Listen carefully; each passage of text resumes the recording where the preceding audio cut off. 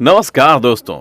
बिरला भवन, जहां हर शाम 5 बजे प्रार्थना सभा हुआ करती थी, इस सभा में गांधी जी हमेशा शामिल हुआ करते थे।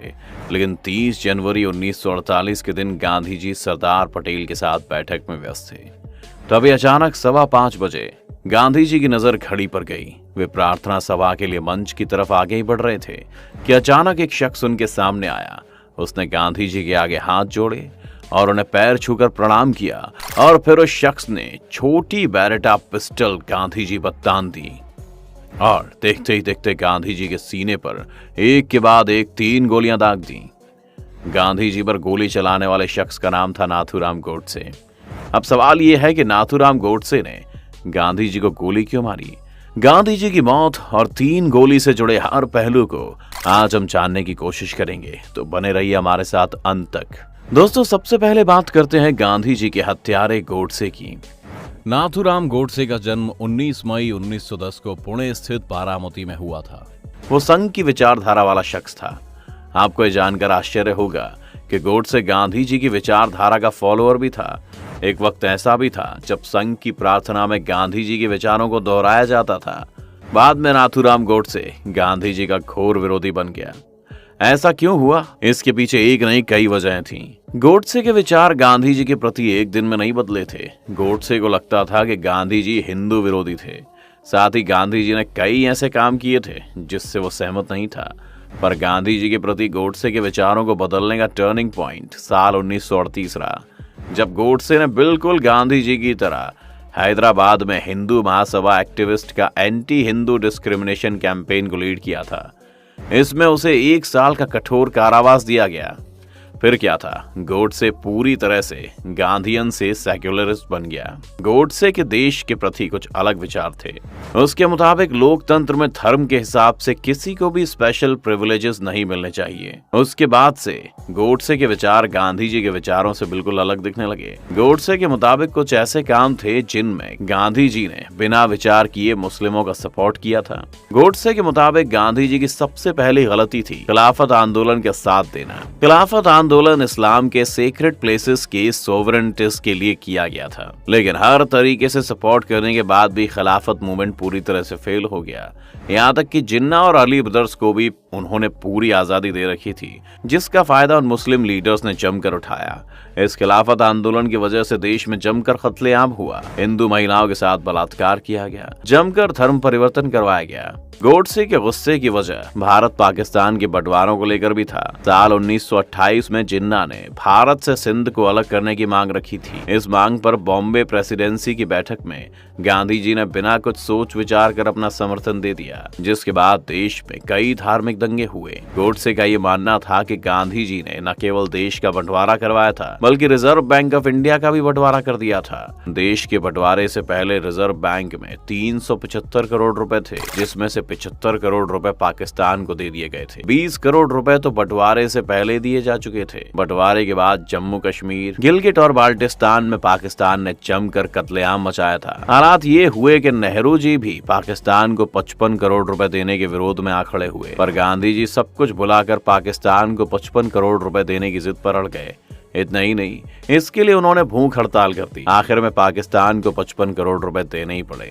गोडसे ने गांधी जी को राउंड टेबल कॉन्फ्रेंस के लिए भी दोषी ठहराया था। साल 1931 में हुए राउंड टेबल कॉन्फ्रेंस को ब्रिटिश गवर्नमेंट ने होस्ट किया था। ये सम्मेलन कराची में हुआ था, जहां गांधी जी भारत के कांग्रेस पार्टी को रिप्रेजेंट करने अकेले गए थे। यानी वहां जो भी हुआ उसके लिए गांधी जी जिम्मेदार थे। गोडसे का मानना था कि गांधी जी ने सम्मेलन में राष्ट्रवाद और लोकतंत्र के हित में कुछ भी आवाज नहीं उठाई। इसकी वजह रहे रैमसे मैकडोनाल्ड, जिन्हें कम्युनल अवार्ड देना था, जिसकी वजह से गांधी जी ने नेशनलिज्म की बात तक नहीं की।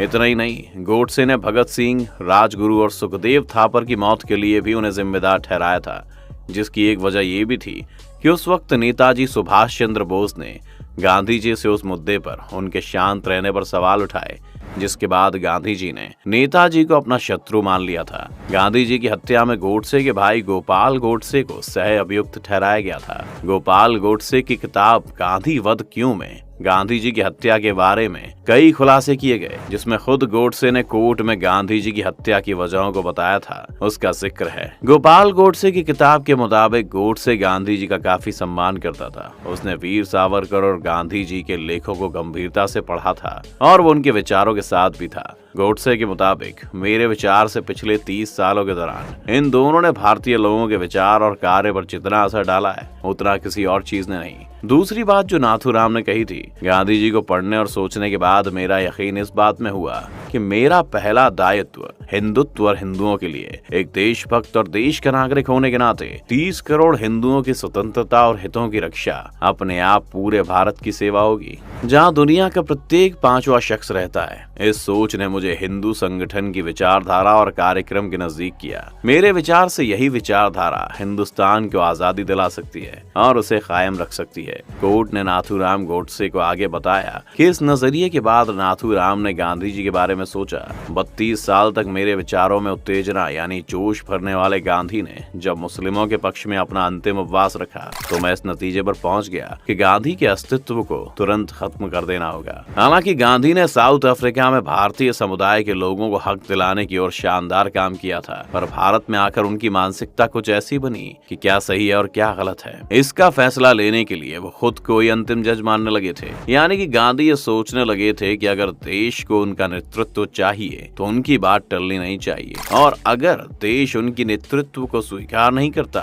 तो वो कांग्रेस से अलग राह पर चलने लगते। नाथूराम गोडसे का गांधी जी पर सबसे बड़ा आरोप ये था कि उन्होंने पाकिस्तान के निर्माण में हेल्प की थी। बकौल नाथूराम जब कांग्रेस के दिग्गज नेता गांधी की सहमति से देश के बंटवारे का फैसला कर रहे थे, मैं भीषण गुस्से से भर रहा था। व्यक्तिगत तौर पर किसी के प्रति मेरी कोई दुर्भावना नहीं थी, लेकिन मैं कहना चाहता हूं कि मैं मौजूदा सरकार का सम्मान नहीं करता क्योंकि उनकी नीतियां मुस्लिमों के पक्ष में थी। लेकिन उसी वक्त मैं ये साफ देख रहा हूं कि नीतियां केवल गांधी की मौजूदगी के चलती थी। गोडसे ने गांधी जी को क्यों मारा ये तो सामने आ गया, लेकिन उसने गांधी जी को 3 गोली मारी थी या केवल 2 ही गोली मारी थी, इस पर आज भी बहस जारी है। क्योंकि गांधी जी को 3 गोलियां लगी थी, जिसमें 2 शरीर के आर पार निकल गई थी, वहीं तीसरी गोली उनके शरीर में फंस गई थी। हालांकि गोडसे ने खुद स्वीकार किया था कि वो गांधी जी को 2 ही गोली मारने वाले थे। फिर तीसरी गोली किसने मारी? क्या कोई और था जो गांधी जी की हत्या करना चाहता था? क्या कोई ऐसा भी था जो गोडसे के अलावा गांधी जी की हत्या करवाना चाहता था? ये राज इतिहास भी नहीं खोल पाया है। कुछ इतिहासकारों का कहना है कि गोडसे ने किसी को बचाने के लिए तीसरी गोली मारने की बात स्वीकार की है। गांधी जी को लगी तीसरी गोली का सच शायद गोडसे के अलावा कोई नहीं जानता। अगर ऐसा है तो ये सच गोडसे की मौत के साथ ही दब गया।